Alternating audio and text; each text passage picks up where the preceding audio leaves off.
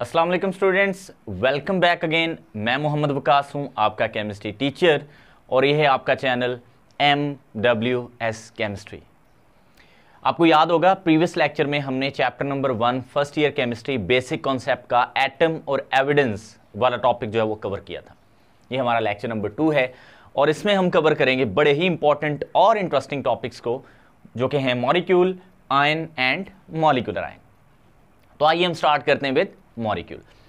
तो सबसे पहले तो हम इसकी डेफिनेशन पे आते हैं। मॉलिक्यूल डेफिनेशन बताने से पहले मैं आपसे ना कुछ क्वेश्चंस कर लेता हूं। चले, मैं क्वेश्चंस करूंगा, आप फिर सोचेंगे, मैं फिर खुद ही आंसर दूंगा क्योंकि मैं आपको तो सुन नहीं पाऊंगा ना। तो देखो, हमारे जहन में जो क्वेश्चन आते हैं मॉलिक्यूल को लेके, पहला क्वेश्चन ये हमारे जहन में आता है, क्या मॉलिक्यूल जो होता है वो एटम से बड़ा होता है? तो आंसर है हो सकता है। ठीक हो गया। अच्छा, क्या मॉलिक्यूल एटम के बराबर हो सकता है? यानी क्या मॉलिक्यूल साइज में या मास में इतना छोटा हो सकता है कि वो एटम जितना हो? क्या सोचते हो? तो आंसर है यस, एक्सेप्शनल केस है ये, मॉलिक्यूल एटम के जितना भी हो सकता है। और तीसरा क्वेश्चन, क्या मॉलिक्यूल एटम से छोटा हो सकता है साइज और मास में? तो आंसर है नहीं, नहीं हो सकता। मॉलिक्यूल एटम से छोटा नहीं होता। इसको तो आप एक्सक्लूड कर दो कि मॉलिक्यूल एटम से छोटा होता है, नहीं होता। मॉलिक्यूल या तो एटम्स से मिलकर बना होता है, ठीक है, बहुत ज्यादा एटम से मिलकर बना होता है, या थोड़े एटम से मिलकर बना होता है, तो इट मींस एटम से बड़ा होगा। या फिर क्या होता है, एक एटम पे मुश्तमिल होता है। अब वो कैसे, तो हम इस मॉलिक्यूल के टॉपिक को कवर करेंगे, तो उम्मीद है कि आपको ये समझ आएगा। तो सबसे पहले हम इसको डिफाइन कर लेते हैं, मॉलिक्यूल होता क्या है। तो हम कहेंगे द स्मॉलेस्ट पार्टिकल। सर ये भी स्मॉलेस्ट होता है, एटम भी स्मॉलेस्ट है, तो फिर ये एटम की तरह बहुत छोटा है? यस, बहुत छोटा होता है। मॉलिक्यूल बहुत ही छोटी चीज है एटम की तरह, लेकिन एटम से बड़ा या एटम के बराबर हो सकता है।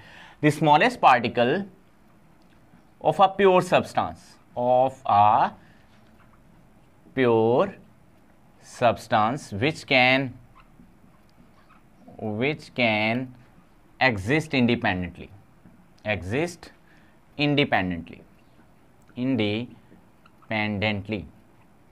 अब देखो मॉलिक्यूल को हमने कैसे डिफाइन किया। मॉलिक्यूल बहुत ही छोटी चीज है। तीन बेसिक यहां पे पॉइंट्स हैं।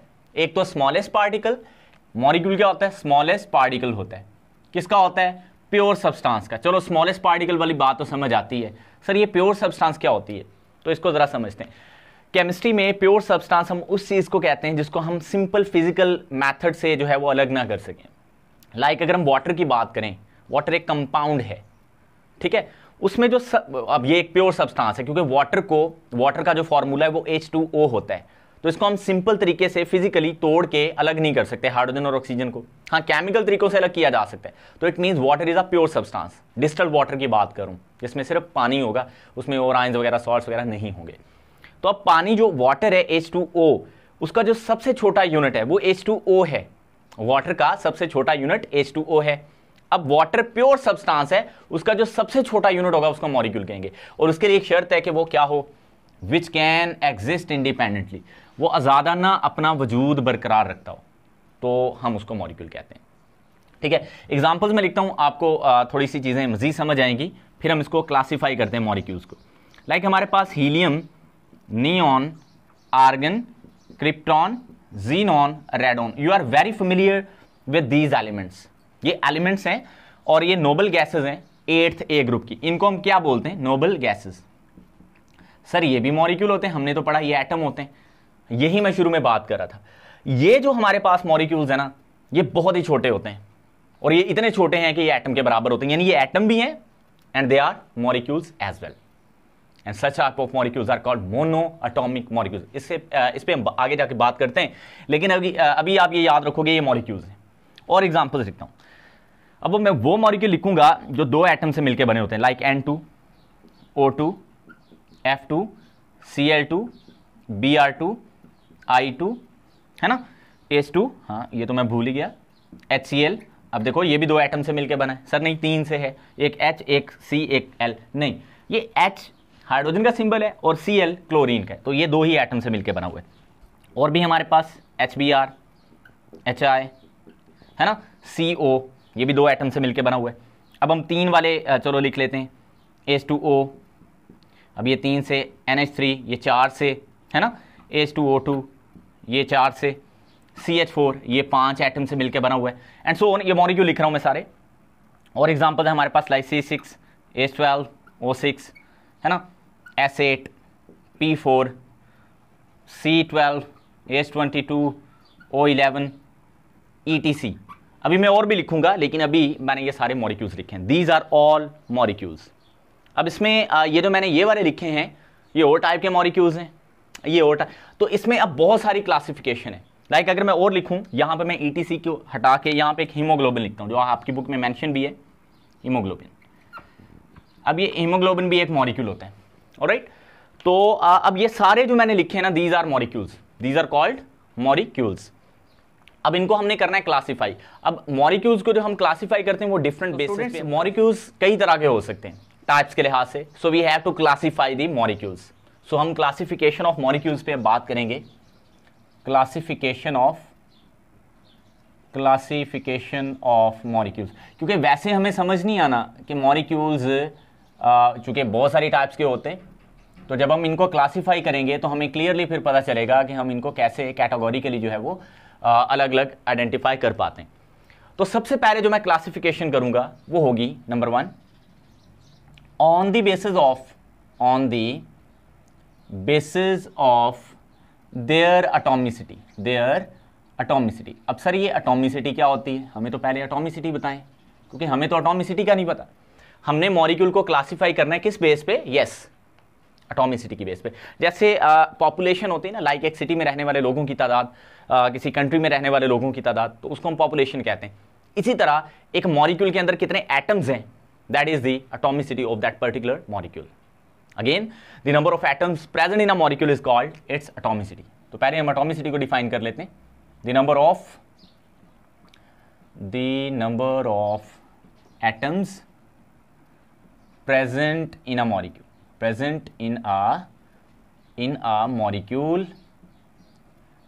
is called its atomicity। ठीक हो गया? तो ये आपको याद रखना है कि मॉलिक्यूल के अंदर एटम्स की तादाद को हम उसकी एटॉमिसिटी कहते हैं। Very simple. मसलन मैं आपसे पूछूं कि बच्चों बताओ नाइट्रोजन के अंदर कितने एटम है, तो कितने एटम है? यस, 2 एटम है, तो इसकी एटॉमिसिटी कितनी हुई? 2। लाइक अगर मैं आपसे पूछूं वाटर के अंदर कितने एटम है, तो आप बोलोगे सर 2 हाइड्रोजन है, 1 ऑक्सीजन है, तो यूं एटॉमिसिटी कितनी हुई? 3। तो इतना सिंपल है इसको समझना। अब अगर हम इसकी बेस पे देखें क्लासिफिकेशन, तो हमारे पास मोनोएटॉमिक मॉलिक्यूल्स होते हैं। मोनोएटॉमिक मॉलिक्यूल्स, ये कौन से मॉलिक्यूल होंगे? ऑफ कोर्स ये तो मैं शुरू में कह रहा था ना, क्या मॉलिक्यूल एटम जितना हो सकता है, एटम जितना छोटा हो सकता है, तो ये वही है। देखो helium, neon, argon, krypton, xenon, radon, चूंकि इनके वैलेंस शेल जो है वो कंप्लीट होते हैं, तो जनरली ये बॉन्ड नहीं बनाते। लाइक जीनॉन एक्सेप्शनली कुछ बॉन्ड बनाती है, बहरहाल ये बॉन्ड नहीं बनाते, तो ये इंडिविजुअली अपनी एटम की फॉर्म में एग्जिस्टेंस रखते हैं और ये मॉलिक्यूल्स हैं। तो मोनोएटॉमिक मॉलिक्यूल्स वो होते हैं जो एक ही एटम पर मुश्तमिल हों। Helium, neon, argon, krypton, xenon and radon, इस तरह के मॉलिक्यूल्स को हम क्या बोलते हैं? Monoatomic. Those molecules having only 1 atom या हैविंग एटॉमिसिटी 1। फिर हमारे पास क्या होंगे? यस, वी हैव चलो यहां पर लिख देता हूं, डायएटॉमिक मॉलिक्यूल्स। डायएटॉमिक मॉलिक्यूल्स, चलो बच्चों बताओ कौन से मॉलिक्यूल्स होंगे? शाबाश, जिनके अंदर 2 एटम्स होंगे। दोज मॉलिक्यूल्स हैविंग 2 एटम्स, उनको हम डायएटॉमिक बोलेंगे। लाइक शाबाश, गुड, वेरी वेल डन। पता नहीं आप बता भी रहे हो कि मैं ऐसे बोली जा रहा हूं, उम्मीद है कि आप सही बता रहे हो। ठीक है, O2, HCl, HBr, CO, ये सारे मॉलिक्यूल्स हमारे पास क्या हैं? डायएटॉमिक। इनकी एटॉमिसिटी 2 है। ओके, अब हम यहां पे लिखते हैं पॉलीएटॉमिक मॉलिक्यूल्स। क्या है बोला? Polyatomic molecules. हाँ जी बच्चों, कौन से मॉलिक्यूल्स होंगे? पॉली का मतलब होता है मैनी, बहुत सारे, जिनकी एटॉमिसिटी बहुत ज्यादा होगी। यानी आप यूं समझ लो जिनकी 2 से ज्यादा होगी, 3, 4, 5 एंड सो ऑन, जितने भी हो सके। लाइक यहां पे अगर आप बात करो वाटर की, वाटर एक पॉलीएटॉमिक मॉलिक्यूल है, बिकॉज ट्राइएटॉमिक भी कह सकते हो वाटर को, 3 है, लेकिन हम एक जनरली इसको पॉलीएटॉमिक बोल देंगे। वाटर है, H2SO4 है ना, CO2 है, C6, H12, O6 है ना। तो ये C12, H22, O11, हीमोग्लोबिन भी इसी में आ जाता है, क्योंकि हीमोग्लोबिन ऑलमोस्ट 10,000 एटम से मिलकर बना होता है। एक हीमोग्लोबिन का मॉलिक्यूल ऑलमोस्ट 10,000 एटम से मिलकर बना होता है। तो स्टूडेंट्स ये थी हमारे पास classification on the basis of atomicity. मुझे पूरी उम्मीद है कि आपको एटॉमिसिटी और ये क्लासिफिकेशन जो है वो समझ आई होगी। अब हम मूव करते हैं सेकंड टाइप ऑफ क्लासिफिकेशन पे, और बच्चों वो है सेकंड टाइप पे अगर हम बात करें वो है on the basis of type of atoms present in a molecule. किसी मॉलिक्यूल के अंदर किस तरह के एटम होंगे, तो इस बेस पे हम मॉलिक्यूल को क्लासिफाई कर पाएंगे। अब देखो हमारे पास ना यहाँ पे, चलो आप बोर्ड पे देखो, इसको छोड़ के ये मोनोटॉमिक है, इसमें तो हैं ही एक ही तरह के एटम्स। अब यहाँ पे आप देखो ये H2 को, इसमें दोनों एटम हाइड्रोजन के और ये मॉलिक्यूल है। अब O2 इसमें दोनों एटम ऑक्सीजन के, ये भी मॉलिक्यूल है। HCl, अब इसमें दोनों एटम एक जैसे नहीं है, they are different in nature because one is hydrogen atom and the other is chlorine atom. So here we have two different atoms in this particular molecule. So दो different classes होगी ना, या तो molecule में एक ही तरह के atom है या डिफरेंट तरह के एटम है। सो हम क्लासिफाई करते हैं इस बेस पे मॉलिक्यूल को दो कैटेगरीज में। तो एक हमारे पास होती है क्या, होमो एटॉमिक मॉलिक्यूल्स, और मुझे उम्मीद है कि आपको समझ भी आ गई कि मैं किसकी बात करूं, होमो एटॉमिक मॉलिक्यूल्स। अब ये ऐसे मॉलिक्यूल्स होते हैं जिनके अंदर सेम टाइप के एटम्स होते हैं एग्जैक्टली। लाइक अगर हम बात करें H2, N2, O2, F2, O3, है ना, S8, P4, ETC, those molecules which are composed with the same type of atoms are called homoatomic molecules. I really hope you got this point, है ना।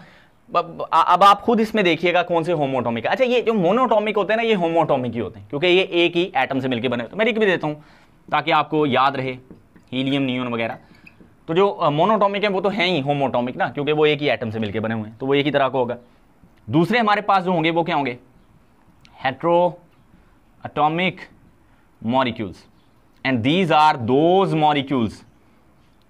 Molecules which have different type of atoms. Like अगर आप HCl को देखो, HBr को देखो, CO, H2O, H2SO4, CO2, ये सारे क्या हैं, हेट्रोएटॉमिक मॉलिक्यूल्स हैं।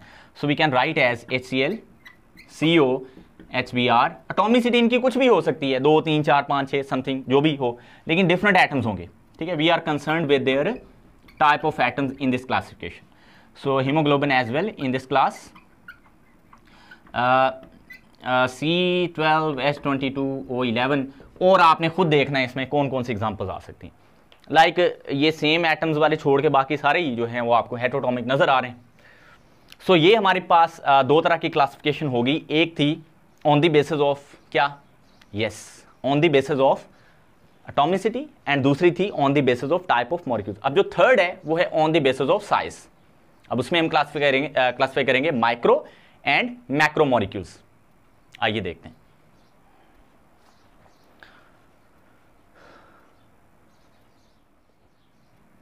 जी स्टूडेंट्स, अब जो हमारे पास थर्ड टाइप ऑफ क्लासिफिकेशन है वो है on the basis of size. तो यहां पे मैं लिख देता हूं on the basis of size. ये अब किस बेस पे है, यस, साइज की बेस पे। अब अगर हम साइज की बात करें तो मॉलिक्यूल जो हैं वो माइक्रो भी होते हैं और मैक्रो भी होते हैं। इसको मैं थोड़ा सा ज्यादा इलैबोरेट करूंगा। देखें, पहले हम माइक्रो मॉलिक्यूल्स की बात कर लेते हैं। माइक्रो मॉलिक्यूल्स, अब ये वो मॉलिक्यूल्स होते हैं जिनका स्मॉल साइज होता है, कम एटॉमिसिटी यानी लो एटॉमिसिटी होती है, और यूं कह लो कि इनके मॉलिक्यूलर वेट भी कम होते हैं, विद लो मॉलिक्यूलर वेट्स, ठीक है। मॉलिक्यूल का मॉलिक्यूलर वेट भी तो होता है ना, तो स्मॉल इन साइज होते हैं, स्मॉल इन साइज, एक बात। Number 2, having low atomicity, having low atomicity, इनकी एटॉमिसिटी कम होती है। अच्छा, और इनमें क्या होता है, हाँ जी, और मैंने अभी बोला हैविंग लो मॉलिक्यूलर मास या molecular weight, having low molecular masses. So ये इनकी कैरेक्टरिस्टिक्स होती हैं आपका जो भी माइक्रो मॉलिक्यूल होता है। इसमें एग्जांपल्स क्या आ जाएंगी, अब इसमें एग्जांपल हैं जैसे वाटर है, चलो H2, N2, helium, neon, water, ammonia, sulphuric acid, H2SO4, ठीक है, glucose, C6, H12O6। Sir glucose तो कार्बोहाइड्रेट होता है, ये मोनोसेकेराइड है। कार्बोहाइड्रेट की 3 टाइप्स होती हैं, मोनोसेकेराइड, ओलिगोसेकेराइड और पॉलीसेकेराइड। जो मोनोसेकेराइड और ओलिगोसेकेराइड है वो ऑलमोस्ट माइक्रोमोलिक्यूल्स में ही आते हैं, क्योंकि वो लो मॉलिक्यूलर वेट रखते हैं और उनकी लो एटॉमिसिटी होती है और स्मॉल इन साइज होते हैं। अब जैसे सक्रोज है C12H22O11, इसको भी हम माइक्रोमोलिक्यूल ही कंसीडर करते हैं। और भी हैं लाइक अमोनिया मैंने लिख दी है, Br2 है ना, HCl है, HI है, ETC, these are called micromolecules. अब हम मैक्रोमोलिक्यूल्स की बात कर लेते हैं।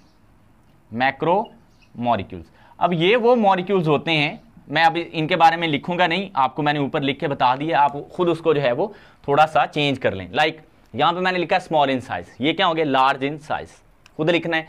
हैव लो एटॉमिसिटी, यहाँ पे क्या होगा, हाई एटॉमिसिटी, इनकी एटॉमिसिटी ज्यादा होती है। हैविंग लो मॉलिक्यूलर मैसेज, यहाँ पे क्या लिखोगे, high molecular message. That's it. Example बहुत सारी हैं हमारे पास, लाइक प्रोटीन्स, जैसे हीमोग्लोबिन एक प्रोटीन है, haemoglobin one of the example of protein, तो ये इसमें आ गई। कार्बोहाइड्रेट, लेकिन मैंने बोला पॉलीसेकेराइड, अब पॉलीसेकेराइड में जैसे सेलुलोज आ जाती है, सेलुलोज, अब ये एक मैक्रोमोलिक्यूल है। स्टार्च, ये भी एक कार्बोहाइड्रेट है पॉलीसेकेराइड में, ये भी एक मैक्रोमोलिक्यूल है। डीएनए, आरएनए है ना, लिपिड्स, इंजाइम्स, इंजाइम भी प्रोटीन होती हैं लेकिन ये थोड़ी अलग क्लास है, कैटलिस्ट वाली, ETC. So these are called macromolecules. Macromolecules बड़े मॉलिक्यूल्स हैं ये। अब हमने यहां पे जो एक्सप्लेन करना है वो है हीमोग्लोबिन। हीमोग्लोबिन ना आपकी बुक में मेंशन है, तो इसलिए मैं इसको थोड़ा सा एक्सप्लेन कर देता हूं। हीमोग्लोबिन, ग्लोबिन, ठीक है। अब अक्सर आपको पता होगा हम अपनी एचबी करवाते हैं ब्लड की, वो बेसिकली हीमोग्लोबिन की ही जो है वो हमें कंसंट्रेशन या अमाउंट बता रहा होता है, ठीक है। तो हीमोग्लोबिन क्या है, ये हमारे ब्लड में होती है, ठीक है, और ब्लड में रेड ब्लड सेल्स में ये पाई जाती है, और इसमें जो रेड कलर होता है वो आयरन की वजह से होता है, ये भी आपने याद रखना है। तो haemoglobin one of the macromolecule present in our blood, ठीक है, ये हमारे ब्लड में होती है, present in blood, in blood, और ये ऑलमोस्ट 10,000 एटम से मिलके बनी होती है। एक इसका मॉलिक्यूल जो होता है ना, वन मॉलिक्यूल, तो वो तकरीबन 10,000 एटम से मिलके बना होता है। तो इट मींस इसकी एटॉमिसिटी कितनी है, 10,000, वेरी ह्यूज एटॉमिसिटी। अच्छा, एटॉमिसिटी इससे ज्यादा भी होती है, लाइक अगर आप प्रोटीन की बात करो वो 1 लाख एटम्स या 4 लाख एटम्स है ना, यहां तक भी उनकी एटॉमिसिटी होती है। तो मैक्रोमोलिक्यूल इससे भी बड़े होते हैं। तो अब ये बहुत भारी है, हैवी मॉलिक्यूलर वेट है, यहां पे लिखा ना हैविंग लो मॉलिक्यूलर वेट, तो इसका ज्यादा होगा, और इतना ज्यादा है कि ये जो एक सिंगल हाइड्रोजन एटम है ना, उससे 68,000 टाइम्स हैवियर होता है। This molecule is 68,000 times heavier than hydrogen atom. एक हाइड्रोजन एटम से, हाइड्रोजन एटम भी चलो लिख देता हूं यहां पे, एक जो हाइड्रोजन एटम होता है ना, ये वाला मॉलिक्यूल उससे 68,000 गुना भारी होता है। अब ये कैसे, लाइक अगर आपको थोड़ा सा मैं इलेबोरेट करना चाहूं, लाइक आप सपोज कर लो ये आपके पास ना तराजू है, अब इसके 2 पलड़े हैं यहाँ पे, ठीक है। अब एक साइड पे आप पता क्या करते हो, ये पता नहीं आपको कैसा नजर आ, एक साइड पे आप ना हीमोग्लोबिन रख देते हो, यहाँ पे हीमोग्लोबिन ये आपने रख दिया इस साइड पे, तो इस साइड पे आपको 68,000 एटम्स ऑफ हाइड्रोजन रखने पड़ेंगे। तो अगर आप हाइड्रोजन के एक तराजू के एक पलड़े में हाइड्रोजन एटम कितने रखते हो, 68,000, बहुत नंबर है। दूसरी साइड पे सिर्फ एक हीमोग्लोबिन का मॉलिक्यूल रख देते हो ना, तो ये दोनों पलड़े जो हैं वो बराबर हो जाएंगे तराजू के। तो यानी एक हीमोग्लोबिन 68,000 एटम जितना भारी है। That's the meaning of this. अब इसका फंक्शन क्या है हीमोग्लोबिन का। अब हीमोग्लोबिन का बेसिक जो फंक्शन होता है ना, ये जो हम सांस लेते हैं, जो हम ऑक्सीजन लेते हैं ना, वो इनहेल करते हैं, वो हमारे लंग्स में जाती है।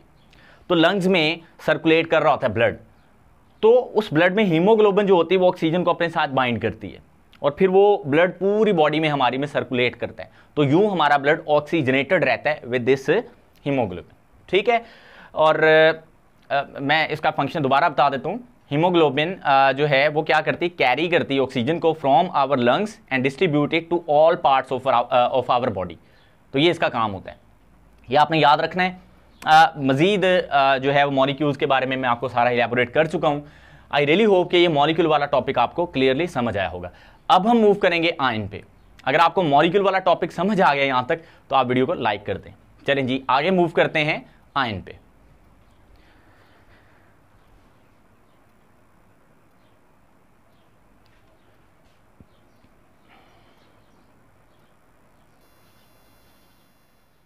जी तो स्टूडेंट्स अब हमारा नेक्स्ट जो टॉपिक है वो है आयन। एटम और मॉलिक्यूल के बारे में तो हमने जान लिया ये क्या होते हैं। अब आयन क्या होगा? देखो बॉडीज न्यूट्रल भी होती हैं और बॉडीज पे चार्ज भी होता है। तो इसी तरह एटम या मॉलिक्यूल न्यूट्रल भी हो सकते हैं और उनके ऊपर चार्ज भी हो सकता है। सर मॉलिक्यूल पे भी चार्ज होता है? आंसर है यस, हो सकता है। लेकिन हम यहाँ पे बात करेंगे अभी सिर्फ एटम्स के चार्ज की। तो जब चार्ज होगा पॉजिटिव या नेगेटिव तो फिर वो आयन बन जाएंगे। तो आयंस फिर क्या हुए? यस, आयंस आर स्पीशीज या दो species which carry either positive और नेगेटिव चार्ज। आयंस आर दो स्पीशीज विच कैरी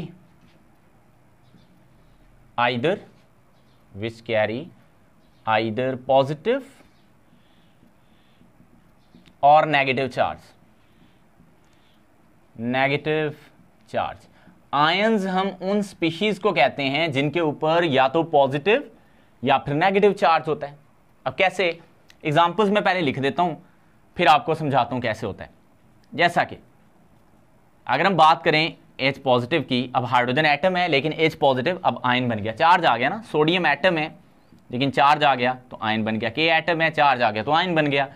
Mg+2, हाँ जी, चार्ज एक से ज्यादा भी हो सकता है। यहां पे +1 था, यहां पे +2 है। +2 Al+3 Fe+3 Zn+2 ETC। ये जो मैंने आयंस लिखे हैं दीज आर पॉजिटिव आयंस। अच्छा अब मैं नेगेटिव वाले भी लिख देता हूं, like F negative, Cl negative, Br negative, I negative, S negative 2, O negative 2, N negative 3 ETC। चलो यहां तक इसको फिनिश कर देते ETC। ये नेगेटिव आयंस है, ठीक है। अब मैं आपको थोड़ा सा इलेबोरेट करता हूं बच्चों कि किस तरह से एटम के ऊपर चार्ज आता है। अगर आपको बोहर का मॉडल थोड़ा सा पता है, जो आप अपनी मैट्रिक क्लासेस में पढ़ चुके हो, तो बोहर के मॉडल के मुताबिक एटम के सेंटर में न्यूक्लियस होता है और उसके गिर्द इलेक्ट्रॉन अपने ऑर्बिट्स में रिवॉल्व कर रहे होते हैं, है ना। तो वैसे तो न्यूक्लियस रदरफोर्ड ने डिस्कवर किया था, लेकिन बोहर के मॉडल में भी हम न्यूक्लियस की बात करते हैं। तो हम इसको थोड़ा सा समझते हैं। देखो लाइक अगर यहाँ पे मैं एक एटम बनाऊं, ये उसका न्यूक्लियस है, यहाँ पे प्रोटॉन है, लेट्स सपोज यहाँ पे उसके प्रोटॉन 11 हैं। सर इतने सारे? प्रोटॉन जो नंबर होता है ना, ये बेसिकली एटॉमिक नंबर होता है किसी भी एलिमेंट का। तो एटॉमिक नंबर प्रोटॉन नंबर ही होता है। तो 11 प्रोटॉन किस में होते हैं? सोचें जरा, किस में होते हैं? यस, सोडियम एटम में। ये वाला एटम, ये यहां पे तो मैंने आयन लिखा ना, सोडियम एटम में 11 प्रोटॉन होते हैं। न्यूट्रॉन इसमें 12 होते हैं, एक ज्यादा होता है। इलेक्ट्रॉन भी फिर इसमें 11 ही होंगे। याद रखना जो हमारे पास एटम होता है ना, उसमें जितने प्रोटॉन होते हैं न्यूट्रल एटम में, उसमें उतने ही नंबर इलेक्ट्रॉन के होते हैं। तो ये हमने सोडियम का एटम बनाया, ठीक है। इसमें अगर आप गौर से देखें, जितने प्रोटॉन है उतने ही इलेक्ट्रॉन है। अब एक बात आप सबको पता है, प्रोटॉन पे होता है पॉजिटिव चार्ज, तो यहाँ पे टोटल पॉजिटिव 11 चार्ज। वैसे एक प्रोटॉन पे चार्ज इतना नहीं होता, +1 नहीं, एक प्रोटॉन पे इतना चार्ज होता है 1.602 × 10⁻⁻19 कूलम। ये एक प्रोटॉन का चार्ज है। इलेक्ट्रॉन एक पे इतना चार्ज होता है। मैग्नीट्यूड चार्ज की बराबर है, सिर्फ साइन का डिफरेंस है।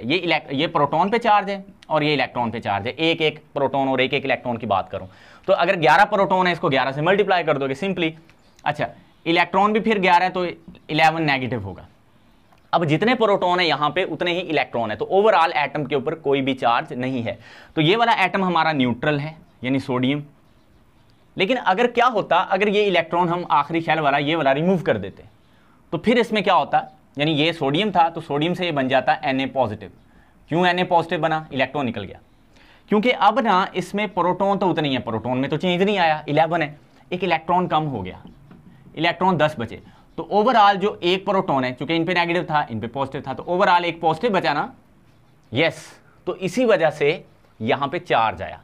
तो इट मींस एटम्स के ऊपर चार्ज तब आया करेगा जब वो अपना इलेक्ट्रॉन लूज करेंगे। अच्छा तब भी आ सकते हैं अगर वो गेन करें, तो इलेक्ट्रॉन लूज करने से और गेन करने से दोनों तरह से चार्ज डेवलप होता है। इलेक्ट्रॉन लूज होगा तो प्रोटॉन ज्यादा हो जाएंगे, इलेक्ट्रॉन एक कम या दो कम या तीन कम जितने भी निकलेंगे तो पॉजिटिव चार्ज आएगा।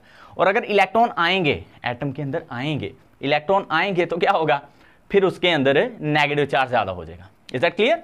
नेगेटिव चार्ज तब ज्यादा होगा जब इलेक्ट्रॉन आएंगे और पॉजिटिव चार्ज तब ज्यादा होगा जब इलेक्ट्रॉन जाएंगे। तो आने जाने का यहां पे सारा सीन है इलेक्ट्रॉन का। आई रियली होप कि आपको आयन वाली बात थोड़ी सी क्लैरिटी के साथ समझ आई होगी। मसलन अब यहां पे मैं पॉजिटिव आयंस की सबसे पहले बात कर लेता हूं। Positive ions, positive ions. अब पॉजिटिव आयंस क्या होंगे, इनको हम कैटायंस भी कहते हैं। कैटायंस क्यों कहते हैं अभी आप सोच के मुझे बताएंगे, फिर मैं आपको बताता हूं। When an atom loses one और मोर इलेक्ट्रॉन्स, जब कोई एटम एक या एक से ज्यादा इलेक्ट्रॉन लूज करता है तो देन हम इसको क्या बोलते हैं, then it is called cation. तो हम इसको क्या बोलेंगे, कैटायन बोलेंगे। जब कोई एटम एक इलेक्ट्रॉन या एक से ज्यादा इलेक्ट्रॉन लूज करता है तो हम उसको क्या बोलते हैं, कैटायन। तो इसको यहां पे मैं इरेज करता हूं, फिर मैं आपको आगे बताता हूं कि कैटायन में और क्या चीजें होती हैं। मुझे उम्मीद है कि यहां तक आपको बात सारी समझ आई है ना? यस। इसको साथ साथ नोट भी कर लिया करें, बुक से भी देखा करें, ठीक है, बुक में क्या लिखा है, किस तरह लिखा है। अब इसकी एग्जांपल हम एक जनरलाइज करके लेते हैं। पहले ए हमारे पास कोई एटम नहीं होता, एक जनरल, क्योंकि ए किसी भी एटम का सिंबल नहीं होता, अकेला ए। तो यहां पे हमने इलेक्ट्रॉन को निकाला तो इस पे पॉजिटिव चार्ज है ना? तो इसकी जगह अगर मैं सोडियम ले लूं, यहां पे लेट्स सपोज ए की जगह सोडियम लूं, तो सोडियम में से एक इलेक्ट्रॉन निकला और यहां पे चार्ज आया पॉजिटिव, तो इसको हम सोडियम आयन बोलेंगे। और ये जो प्रोसेस है ना, ये भी मैं आपको बताना चाहता हूं। जो फॉर्मेशन ऑफ कैटायन है, फॉर्मेशन ऑफ कैटायन, ये एक्सोथर्मिक एंडोथर्मिक प्रोसेस होता है। इज एंडोथर्मिक, अच्छा एंडोथर्मिक सर क्या होता है, endothermic process. Endothermic process means because energy absorb during this process, energy absorbed. Absorb का मतलब क्या होता है, जज़ब होना, यानी एंटर होगी, एटम को हमें एनर्जी देना होगी। Absorb during this process, during this process. अब बच्चों गौर करें, हमने ना एटम के अंदर से इलेक्ट्रॉन को निकालना है, तो वो एवं तो नहीं निकल जाएगा कि आपने उसको कहा कि भाई आप थोड़ी देर के लिए बाहर चले जाओ, हमने तो पॉजिटिव कैटायन बनाना है क्योंकि हमने कैटायन को पढ़ना है। तो ऐसा नहीं होगा। एटम के अंदर जो इलेक्ट्रॉन और प्रोटॉन है वो आपस में अट्रैक्ट करते हैं, कशिश करते हैं, क्योंकि ऑपोजिट चार्ज होता है उनके ऊपर। तो अगर आप चाहते हो इलेक्ट्रॉन को निकालना तो आप उसको फोर्स लगा के निकालना होगा, और वो फोर्स एनर्जी के टर्म में होगा। That is why formation of cation is endothermic process for all the cases. आपने एक इलेक्ट्रॉन निकालना है तो भी एंडोथर्मिक, दो निकालने तो भी, तीन चार, जितने भी इलेक्ट्रॉन निकालोगे किसी सिंगल एटम से, आपको एनर्जी हर टाइम में रिक्वायर्ड होगी। और इस एनर्जी को अगर आपको रिमेंबर हो, अगर ये गैसियस एटम हो और गैसियस आयन बनाना हो, तो इस एनर्जी को हम बच्चों आयोनाइजेशन एनर्जी कहते हैं। ये मैं आपको एक्स्ट्रा डोज दे रहा हूं साथ, ये आप चैप्टर नंबर 6 में भी जाके पढ़ोगे, ठीक है, आयोनाइजेशन एनर्जी, और 7 में भी जाके पढ़ोगे। सो आई रियली होप कि बातें आपको मेरी समझ आई होंगी। अब हम आते हैं, अच्छा कैटायन को कैटायन क्यों कहते हैं, ये भी क्वेश्चन वहीं पे मौजूद है। अब हम आते हैं नेगेटिव आयंस की तरफ। नेगेटिव आयंस, अब ये क्या होते हैं नेगेटिव आयंस? सर ये क्या होते हैं? हाँ मैं ही बताऊंगा ऑब्वियसली। इनको हम एनायंस कहते हैं। एनायंस क्यों कहते हैं ये तो आप बताएंगे, आप बताएंगे, गूगल पे सर्च करें अभी साथ साथ। अच्छा नेगेटिव आयंस, इनको एनायंस कहते हैं। तो हम यहां पे क्या लिखेंगे, व्हेन एन एटम गेन्स, हासिल करेगा, वन और more electrons, then it is called क्या बोलेंगे हम इसको, यस एनायन बोलेंगे। When an atom gains one और more electron then it will be called anion. Examples आपके सामने सारी मैंने लिख दी हैं, इस तरह की सारी एग्जाम्पल लिखें जी, अभी लिख देता हूं। बी हम जनरलाइज कर रहे हैं, इलेक्ट्रॉन आया, अब गया नहीं, आफ्टर रिएक्शन था तो गया, पहले तो आया, एरो से पहले तो इलेक्ट्रॉन आया, बी नेगेटिव बना, है ना। इसमें अगर हम फ्लोरीन लेट्स सपोज लेते हैं, fluorine plus electron after reaction क्या बनेगा, एफ नेगेटिव। ये हमने एग्जाम्पल के तौर पे फ्लोरीन ले ली, बी कोई एलिमेंट नहीं है, ठीक है। वैसे बोरोन का सिंबल बी ही होता है, ठीक है, लेकिन आप यहाँ पे इसको जनरलाइज ही कर रहे हो। अच्छा, अब क्या बताने लगा था मैं, हाँ, ये ना जो फॉर्मेशन है ये एक्सोथर्मिक है। यहाँ पे मैं एक स्टेटमेंट लिखता हूँ, उसको गौर से देखना है, यहाँ पे कंफ्यूजन होती है अक्सर। Formation of uninegative ion, formation of uninegative ion is exothermic process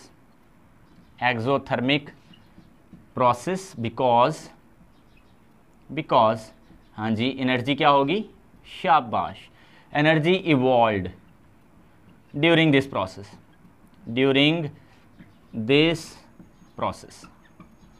yes, यहां पे ना एक बात हमने लिखी है, ये पहले नहीं, कैटायन वाले में नहीं लिखी थी, यूनिनेगेटिव आयन। यूनिनेगेटिव आयन का मतलब है जिस पे एक नेगेटिव चार्ज हो, ये, इसका मतलब इन सब का बनना तो एक्सोथर्मिक है। लेकिन अगर दो नेगेटिव आयन आ रहा है, दो चार्ज नेगेटिव आ रहा है, तो फिर वो एक्सोथर्मिक नहीं होगा। ये है कहने का मतलब। अब क्यों नहीं होगा उसको तो मैं इलैबोरेट करता हूं। देखो, इलेक्ट्रॉन आया, अगर ये गैसियस एटम के अंदर आ रहा है तो इसको हम इलेक्ट्रॉन अफिनिटी कहते हैं बच्चों, ये भी आपने मैट्रिक में पढ़ा है। और ये 328 किलो जूल्स या 322 भी बाद बुक्स में लिखा होता है, इतने किलो जूल्स पर मोल है, क्लियर। लेकिन जब हम सेकंड इलेक्ट्रॉन को ऐड करेंगे ना तो एनर्जी तब नहीं रिलीज होगी। एमिट का मतलब यहाँ पे कहाँ लिखा मैंने, इवॉल्व का मतलब एमिट होता है, खारिज होना, ठीक है। तो जब दूसरा इलेक्ट्रॉन आएगा ना किसी भी, लाइक अगर हम ऑक्सीजन की बात करें, ऑक्सीजन के अंदर यहाँ पे हम बात कर लेते हैं, ये ऑक्सीजन के अंदर नेगेटिव, फिर दूसरा इलेक्ट्रॉन आएगा तो O-2 बनेगा, इस तरह होगा ना, क्योंकि पहली दफा जब इलेक्ट्रॉन आएगा अकेले O में तो O- बनेगा, वो तो हीट को खारिज ही करेगा, रिलीज होगी उसमें हीट। लेकिन जब दूसरा इलेक्ट्रॉन आएगा ना तो तब एनर्जी रिलीज नहीं होगी। The reason is pretty simple, because when second electron is added to the already uninegative ion, तो फिर क्या होगा, ये इलेक्ट्रॉन और ये नेगेटिव ये आपस में रिपेल करना शुरू कर देंगे, because they have same charges and same charges repel each other.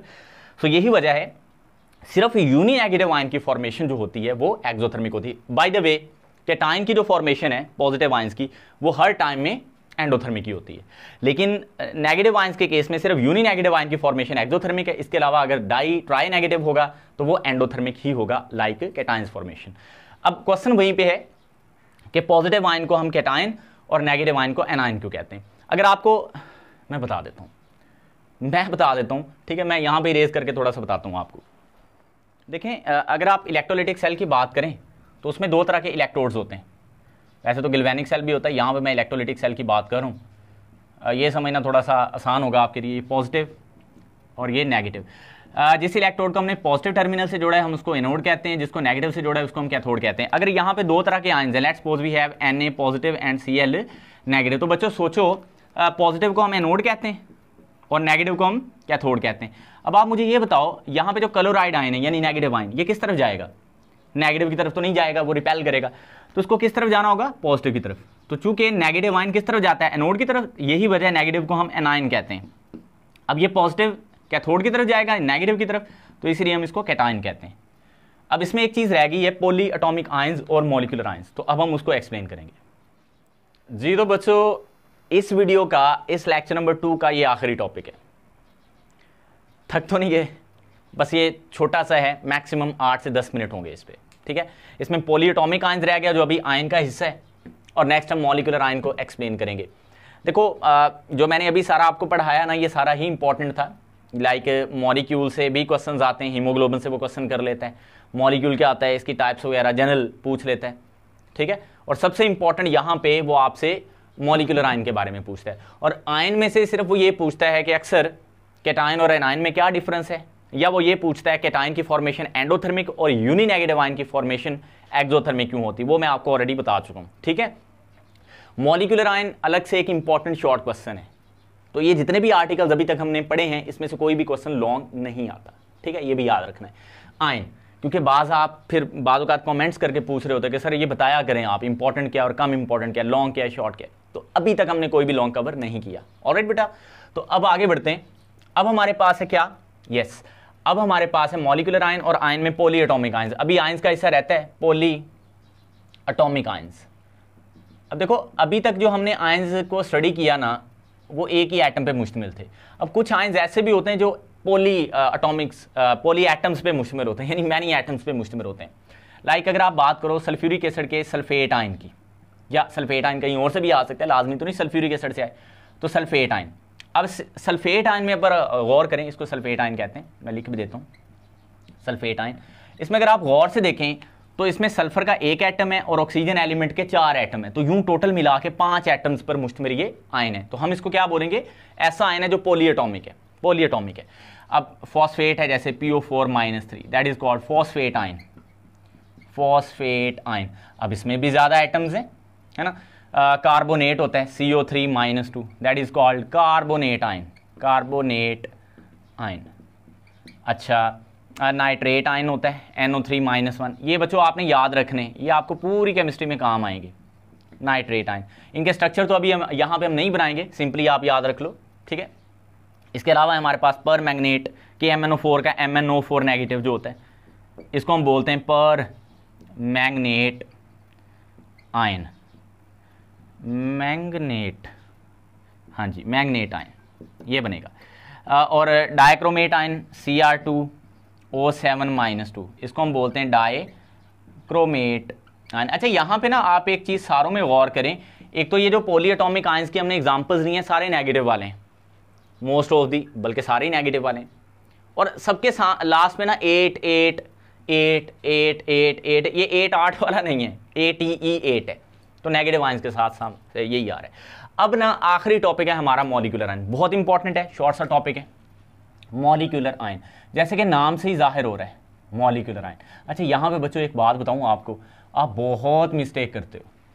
मुझे 8 साल हो गए हैं, अब जब मैं जिस ईयर में ये मैं वीडियो रिकॉर्ड कर रहा हूँ ना, पता नहीं आप कब देखो इसको, जिस ईयर में मैं 2023 में ये वीडियो रिकॉर्ड कर रहा हूँ, तो तब तक ये टॉपिक और ये सब्जेक्ट पढ़ाते हुए मुझे 8 साल हो गए।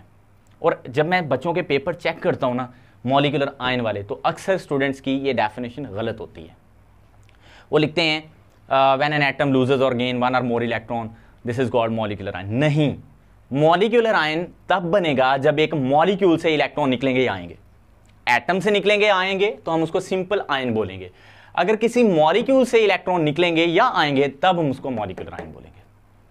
ऑलराइट, यस, ये याद रखना है। तो इसकी डेफिनेशन इसी तरह से करेंगे, व्हेन अ मॉलिक्यूल लूजेस और gains 1 or more electrons, then it is called, और ये थोड़ा कॉम्प्लिकेटेड होता है as compare to simple ions, ये वाला काम जो होता है, more electron, then it is called molecular ion. हम इसको क्या बोलेंगे, yes we are called it molecular ion. ये हो गया हमारी डेफिनेशन ये वाली। अच्छा, एग्जाम्पल्स मैं लिख देता हूँ, फिर मैं बताता हूँ ये बनते कैसे हैं। एग्जाम्पल्स हैं जैसे CO positive, O+2 O2, N2+2, सही है। CH4 positive, HE positive, Ne positive, ETC, these are called molecular ion. Sir ये भी लिखें आप, ये भी मॉलिक्यूलर आयन है, तो मैं कहूँगा नहीं, ये मॉलिक्यूलर आयन नहीं है। मैं अभी आपको इलेबोरेट करूंगा तो आपको पता चल जाएगा क्यों नहीं है। पहले मैं एग्जांपल्स अभी कवर कर दूं, बल्कि वो तो कवर कर दी, हाउ दे फॉर्म्ड, ये बनते कैसे हैं। ये अक्सर क्वेश्चन आ जाता है, what are molecular ions and ये बनते कैसे हैं। भाई बनते ऐसे हैं, मैं आपको मसलन आपने मीथेन लिए, ये मॉलिक्यूल होता है मीथेन, ये गैस होती है, मॉलिक्यूल है ये, इसका एक मॉलिक्यूल सपोज कर लो। तो यहाँ ना हमने या तो एक्स रेज इसके ऊपर बम्बार्ड करनी है, या हम अल्फा पार्टिकल्स ले सकते हैं, ठीक है, इनमें से जो भी आप ले लें। ये हाई एनर्जी, ये तो रेज हैं, ठीक है, ये मतलब चार्ज बॉडीज नहीं होती, ये जो है अल्फा पार्टिकल्स ये चार्ज होते हैं, इन पे पॉजिटिव चार्ज होता है। तो ये इन दोनों में से कोई भी लेके जब आप बम्बार्ड करोगे मीथेन के मॉलिक्यूल्स के ऊपर, तो मीथेन का जो मॉलिक्यूल है वो मॉलिक्यूलर आयन बन जाएगा। कैसे, ऐसे, ठीक है, इसमें से इलेक्ट्रॉन निकल गया तो ये मॉलिक्यूलर आयन बना। ऐसा भी हो सकता है कि इलेक्ट्रॉन आ जाए, लेकिन नॉर्मली मॉलिक्यूल में ये होता है कि ऑलरेडी उसमें इलेक्ट्रॉन पूरे होते हैं उस सिस्टम में, उस इन्वायरमेंट में। तो जनरली ये होता है कि उसमें से इलेक्ट्रॉन निकलना ज़्यादा ये पॉसिबल होता है। लाइक आपने हीलियम लिया, अब हीलियम एटम भी है मॉलिक्यूल भी है, ये हम पीछे पढ़ के आ चुके हैं। ठीक है ना। चलो मैं ऐसे करता हूँ, O2 ले लेता हूँ ज़्यादा आसानी के लिए, O2। तो इस पर भी आपने यही किया होगा सेम, एक्स रेज या अल्फा पार्टिकल्स। तो इसमें से भी अगर 2 इलेक्ट्रॉन निकल गए तो 2 चार्ज आ गया। देखो बच्चों, अकेला ऐसे होता ना, देखो O नेगेटिव या O -2 या O पॉजिटिव, तो ये तो होते आयन, क्योंकि अकेला O लिखा मैंने, ऑक्सीजन एटम से इलेक्ट्रॉन निकला या आया। लेकिन यहां पे मैंने क्या किया है, गौर करें, यहां पे O2 लिखा जो ऑलरेडी एक मॉलिक्यूल है। तो यहां पे हो ये रहा है कि मॉलिक्यूल में से इलेक्ट्रॉन निकल आया है, ठीक है। तो इलेक्ट्रॉन मॉलिक्यूल से जब निकलेगा या आएगा तो तब हम उसको मॉलिक्यूलर आयन बोलेंगे, तब फिर उसको अकेला मॉलिक्यूल हम नहीं बोलेंगे, ये याद रखना है। तो यहां पे मैंने ये भी बता दिया कि मॉलिक्यूलर आयन कैसे बनते हैं, जब उनके ऊपर अल्फा पार्टिकल्स या एक्स रेज की बम्बार्डमेंट की जाती है। एक और बात आपको बताना चाहता हूं, जो पॉजिटिव कैटायनिक मॉलिक्यूलर आयंस है ना, यहां पे सारे मैंने कैटायनिक लिखे हैं, वो मोर अबंडेंट होते हैं। ये मैं अभी वजह भी आपको बता चुका हूं, cationic molecular ions are more abundant. ये ज्यादा बहुतात, अबंडेंट का मतलब होता है बहुतात में ज्यादा पाए जाते हैं। ये ज्यादा पाए जाने की वजह मैं आपको ऑलरेडी बता चुका हूं, क्योंकि इनके इन्वायरमेंट में जब मॉलिक्यूल बना होता है ऑलरेडी इलेक्ट्रॉन पूरे होते हैं नॉर्मली, तो इलेक्ट्रॉन का जो निकलना है वो ज्यादा पॉसिबल होता है बजाय के आने के। नेगेटिव भी होते हैं, ये कम होते हैं। तो ये हमारे पास है। अब नेगेटिव, सर नेगेटिव भी बता देता हूं। देखो O2 -2, N2 -2, ये भी मॉलिक्यूलर आयन है। These are also molecular ions but these are less abundant. देखो ना, O2 मॉलिक्यूल है, उसके ऊपर चार्ज आया नेगेटिव या पॉजिटिव तो मॉलिक्यूलर आयन बना। N2 मॉलिक्यूल है, ऊपर पॉजिटिव या नेगेटिव चार्ज है तो मॉलिक्यूलर। अगर ऐसे होता ना N-3, तो अब ये मॉलिक्यूलर आयन नहीं है, क्योंकि ये नाइट्रोजन एटम के ऊपर चार्ज है। तो ये आपने खास क्या रखना। अच्छा सर, ये क्यों मॉलिक्यूलर आयन नहीं है? ये एक और गलती करते हो स्टूडेंट्स आप, इनको मॉलिक्यूलर आयन समझ बैठते हो। मैं बताता हूं आपको। लाइक अगर मैं आपसे ये कहूं ना, आप मुझसे पूछो सर CO3 कोई गैस होती है? ये देखो जरा, मैं यहां पे पहले सिंपल लिख, तो अगर तो ये गैस होती और इसमें से इलेक्ट्रॉन हम इसमें ऐड कर देते, फिर तो ये मॉलिक्यूलर आयन होता। तो ये मॉलिक्यूल ही नहीं है, नॉट अ मॉलिक्यूल, सिंपल।